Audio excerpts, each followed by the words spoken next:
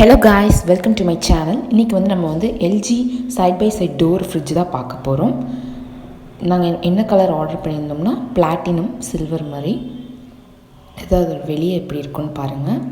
நல்லா ஹைட்டு, நிறைய பொருள்லாம் வச்சுக்கலாம். இது 687 லிட்டர்ஸ், ஃப்ராஸ்ட் ஃப்ரீ இன்வெர்ட்டர். இது இன்சைட் வியூ, நல்லா ஸ்பேஷியஸாக இருந்துச்சு. டைரி கார்னர் எல்லாமே, கீழே வெஜிடபிள்ஸ் வைக்கிற மாதிரி. இது ஃப்ரீசர் சைட்.